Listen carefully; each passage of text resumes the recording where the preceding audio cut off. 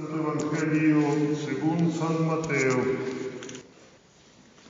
Tomó Jesús consigo a Pedro y a Santiago y a Juan, su hermano, y los llevó aparte a un monte alto, y allí se transfiguró en su presencia, resplandeciendo su rostro como el sol, y quedando sus vestiduras blancas como la nieve. Y en esto se aparecieron Moisés y Elías hablando con él. Tomó entonces Pedro la palabra y dijo a Jesús: Señor, bueno es que permanezcamos aquí. Si quieres, hagamos aquí 3 tiendas, una para ti, otra para Moisés y otra para Elías.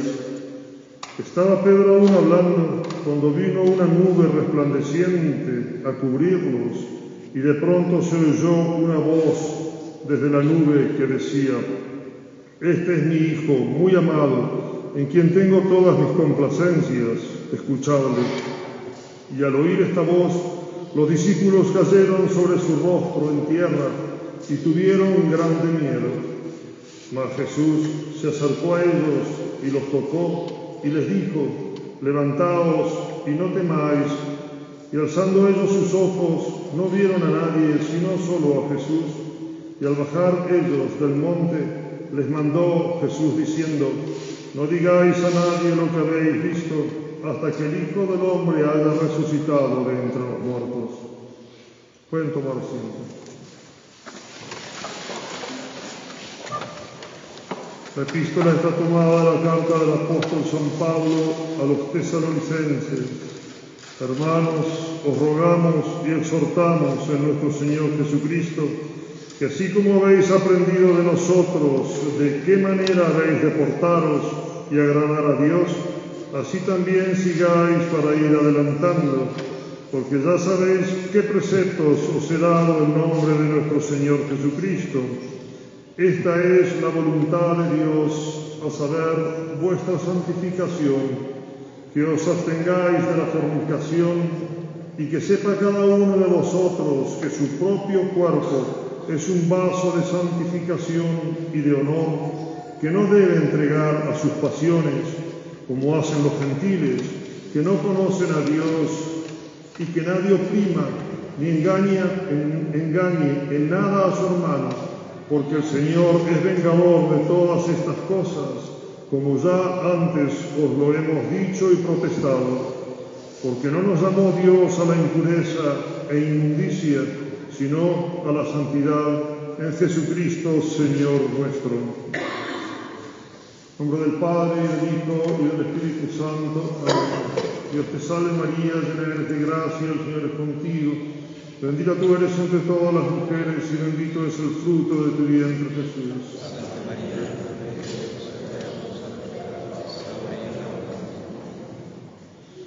Hoy es el domingo llamado de la transfiguración de nuestro Señor Jesucristo, el segundo domingo de la Cuaresma. La Iglesia pone este Evangelio en este tiempo penitencial de preparación para la Semana Santa, para que del mismo modo como ocurrió con los apóstoles, tengamos fuerza, firmeza, una gran fe en nuestro Señor Jesucristo. ¿Por qué? Porque precisamente dice el Evangelio que nuestro Señor tomó a San Pedro, a Santiago y a Juan y los llevó a un monte elevado y allí se transfiguró delante de ellos. ¿Qué significa esa transfiguración? ¿Qué fue? ¿En qué consistió esa transfiguración? El mismo Evangelio nos lo cuenta. Dice su cara, su rostro se volvió como el sol y sus vestiduras blancas como la nieve. Nuestro Señor Jesucristo quiso con esto simplemente mostrar un rayito, apenas un rayito de su divinidad. Y allí estaban también Moisés y Elías, que son figuras importantísimas, casi se podría decir, las figuras del Antiguo Testamento.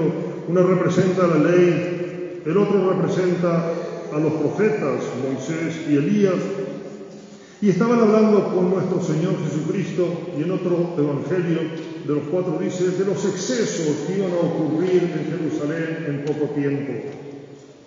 Esos excesos eran simplemente la pasión la sagrada pasión de nuestro Señor Jesucristo. Quiso nuestro Señor fortalecer a estos tres apóstoles. ¿Por qué? Porque a pesar de que ya venían acompañándolo desde mucho tiempo atrás y viendo las maravillas que Él hacía con los milagros, demostrando su divinidad y el poder que tenía sobre todas las cosas, cuando curaba a los enfermos, o multiplicaba los panes, o resucitaba a los muertos, nuestro Señor quiso fortalecer a estos tres apóstoles para que, cuando lo vieran deshonrado, humillado, abajado hasta lo último, soy un gusano y no un hombre, dice el profeta hablando de él, no se escandalizaran, cosa que, a pesar de todo, sí ocurrió. Los apóstoles, San Pedro, Santiago, Juan, vieron precisamente la divinidad de nuestro Señor. Allí un rayo de su divinidad, escucharon la voz de Dios Padre, que desde la nube habló y dijo, este es mi Hijo muy amado, en quien tengo todas mis complacencias, escuchadle. Pero así todos no comprendieron la pasión. Hay otro momento del Evangelio en que nuestro Señor Jesucristo les predice precisamente los excesos que iban a ocurrir en Jerusalén, y San Pedro se acerca a él y dice, no, Señor, lo reta a nuestro Señor, dice, no hable de esas cosas. Y nuestro Señor le dice, apártate de mí, Satanás, como diciendo que era una tentación de parte de él en no entender las maravillas de la pasión. Es verdad que es difícil para un hombre burdo, como eran los apóstoles, hombres burdos, y en muchos casos ignorantes, el comprender todas las cosas, pero Dios nos iba preparando. Y fue así, toda esa preparación de más de 3 años para que estuvieran firmes al lado de la cruz. Sin embargo, el Evangelio nos cuenta que en el momento todos lo abandonaron y huyeron. Solamente San Juan permaneció al pie de la cruz. ¿Quién sabe con qué grado de fe habrá tenido? Muchos santos padres comentando eso dicen que la única que conservaba la fe incorrupta, total, fue la Santísima Virgen al pie de la cruz. Esos mismos 3 apóstoles fueron preferidos por nuestro Señor cuando un poco más tarde iba a padecer su agonía. Se los llevó a otro monte más pequeño, el Monte de los Olivos, y allí apartándose con ellos, separándolos de los demás apóstoles, entró en agonía, luego de haberse apartado como un palmo, un tiro de piedra, como dice el Evangelio, de ellos mismos. Se acercó luego de interrumpir su oración, porque les había pedido que lo apoyaran con su propia oración. Es necesario velar y orar para no caer en tentación. Y los apóstoles estaban durmiendo. Y pese que lo vieron, sudado sangre, demacrado y angustiado, porque nuestro Señor sabía lo que se le venía encima por la Sagrada Pasión, por aquellas sagradas palabras que le dijo a su Padre, si es posible, Padre mío, pase este cáliz sin que yo lo beba, pero no se haga mi voluntad, sino la tuya. Nuestro Señor tenía que cargar todos los pecados de los hombres y destruirlos en la cruz, y en esos pecados estaban los míos, los de cada uno de ustedes, aquellos que ya cometimos y desgraciadamente los que también en el futuro vamos a cometer si no ponemos realmente remedio a nuestra vida pecadora. Pero lo que nosotros tenemos que sacar en conclusión de esto es no imitar a los apóstoles en su flaqueza y en su cobardía cuando lo abandonaron y huyeron. La Iglesia es el cuerpo místico de nuestro Señor Jesucristo. Doctrina enseñada directamente, así por San Pablo.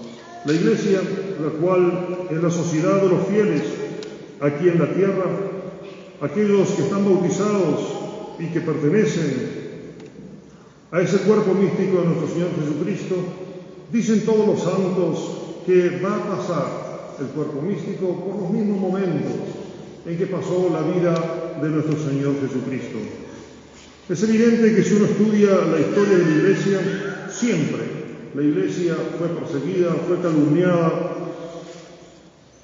pero tuvo momentos de grande apogeo, de grande poder sobre las almas, y cuando pensamos en esos grandes santos que eran seguidos por toda la cristiandad, realmente podemos pensar en el apogeo de nuestro Señor cuando era seguido por todas las turbas, cuando Él multiplicaba los panes o resucitaba a los muertos, o simplemente curaba a los enfermos. Todos aquellos que le traían que estaban enfermos eran curados, dice el Evangelio. Ahora vemos la Iglesia prácticamente desaparecida. La Iglesia no puede desaparecer en su totalidad porque tiene la promesa de nuestro Señor Jesucristo, de que la Iglesia va a perdurar hasta el fin de los tiempos. Y yo estaré con vosotros hasta el fin de los siglos, dijo nuestro Señor. Las puertas del infierno no prevalecerán contra ella. Pero, ¿dónde está la Iglesia hoy? ¿Dónde la vemos en la Iglesia hoy? ¿Dónde vemos ese esplendor? Los apóstoles, cuando vieron a nuestro Señor Jesucristo arrestado por los soldados de los fariseos, y a estos que habían sido confundidos tantas veces y puestos en simple huida ante las discusiones que habían tenido con nuestro Señor, ahora los vemos dominantes. Lo tienen a nuestro Señor, lo tienen atado, lo tienen flagelado, lo tienen coronado de espinas y luego crucificado, y ellos burlándose de nuestro Señor al pie de la cruz. Si eres Dios, baja de la cruz, le decían. ¿Y dónde estaban sus apóstoles? Escondidos, huidos, todos ellos, porque no podían entender que habían ellos mismos aclamado como Hijo de Dios en la voz de San Pedro: tú eres el Hijo de Dios vivo.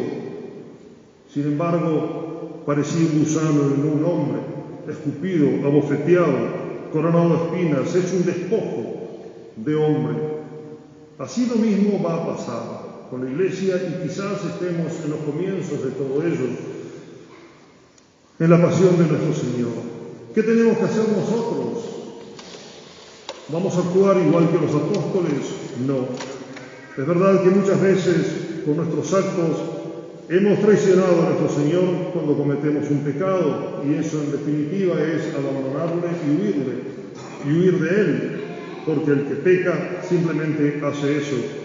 Pero también vemos la misericordia de nuestro Señor, incluso para con estos mismos apóstoles que habían visto estos milagros tan esplendorosos de parte de Él y la misma transfiguración. San Pedro lloró toda su vida, luego de la resurrección, el pecado de la traición que había hecho nuestro Señor, negándolo 3 veces. Y eso es el inmenso consuelo que nos queda a nosotros. Eso no es motivo para decir entonces, bueno, me voy a dar el lujo de traicionarlo, sabiendo que cuento siempre con la misericordia de Dios, y eso sería simplemente un abuso, una presunción, pecado grande de presunción, el de confiar en la misericordia de Dios y por eso entonces ofenderlo. No, San Pedro fue débil, fue pecador, pero realmente su arrepentimiento fue inmenso, fue grandísimo, fue de muchísima sinceridad. Nosotros no debemos caer, pero si caemos, volvemos a levantarnos, confiando siempre en la misericordia de Dios, porque Él preparó precisamente a estos apóstoles, y a pesar de toda esa preparación, en el momento de la prueba fallaron. Una gran confianza en la misericordia de Dios, pero nunca, jamás un abuso de la misericordia de Dios. Nosotros, en este tiempo en que vemos a la Iglesia también azotada, coronada de espinas, desaparecida, hecha el oprobio de la sociedad actual, totalmente paganizada, gentilizada, que no se acuerda para nada de los triunfos de la Iglesia, nosotros debemos permanecer fieles a Dios, porque conocimos de alguna manera, aunque sea estudiando la historia de la Iglesia, los grandes triunfos de ella, y sabemos de su divinidad. Si somos fieles, vamos a conseguir ser transfigurados igual que nuestro Señor Jesucristo. El día de la resurrección, nosotros, así como Jesucristo resucitó, vamos a resucitar nosotros. Y así como el cuerpo glorioso de Jesucristo, así va a ser el nuestro también. pero todo depende de la fidelidad que nosotros tengamos aquí en la tierra. Nos han tocado momentos difíciles de vivir porque nadie, prácticamente nadie, cree en estas cosas, pero nosotros sí creemos y debemos ser fieles. Cuando nuestro Señor eligió a San Pedro, Santiago y Juan, fueron en figura de las tres virtudes teologales: la fe, la esperanza y la caridad, figuradas en estos tres apóstoles. Nosotros, con esas tres virtudes y las otras, las cardinales, practicando esas virtudes, es que logramos cumplir en nosotros la voluntad de Dios, que nos lo dice San Pablo hoy clarito en la epístola de hoy. Esta es la voluntad de Dios, vuestra santificación. Y empieza a nombrar todos los pecados en los cuales podemos caer y que simplemente debemos evitar, practicando la virtud, siendo fieles a Dios. Y a pesar de que estamos en Cuaresma y que la Iglesia pone este Evangelio en una Cuaresma todos los años, sin prever la situación que nos toca vivir en este tiempo nosotros apliquémosla a nuestras vidas, a nuestras propias vidas y a las circunstancias que nos tocan vivir actualmente. Cada vez se va cerrando más y más el círculo de persecución contra los que quieren el bien, los que quieren la voluntad de Dios, los que quieren su propia santificación. Qué hermoso va a ser el día en que nos toque presentarnos delante de Dios y recibir ese abrazo que en cierta manera va a durar toda la eternidad. Venid, benditos de mi Padre, a gozar del cielo que les tengo preparado. Si San Pedro, Santiago y Juan se olvidaron de absolutamente todo y ya que quisieron hacer 3 tiendas ahí para nuestro Señor, Moisés y Elías, para quedarse y vivir ahí, ya no hace falta volver a la tierra, porque vieron un destello de lo que es el cielo, de lo que es la divinidad de nuestro Señor, que estaba siempre escondida, normalmente para ellos, lo que va a ser ver el cielo y gozarlo por toda la eternidad. Y eso es simplemente nuestra santificación, el conquistar el cielo. Estamos en el destierro de este peregrinar aquí en la tierra, luego vendrá la absoluta y eterna felicidad. Pidamos a nuestro Señor Jesucristo ser fieles en lo poco para después gozar de lo mucho que nos tiene preparado, porque por mucho que hagamos aquí en la tierra, por muchos sacrificios y oraciones y mortificaciones que hagamos en este tiempo de Cuaresma, siempre va a ser poco en comparación a lo que Dios nos tiene preparado.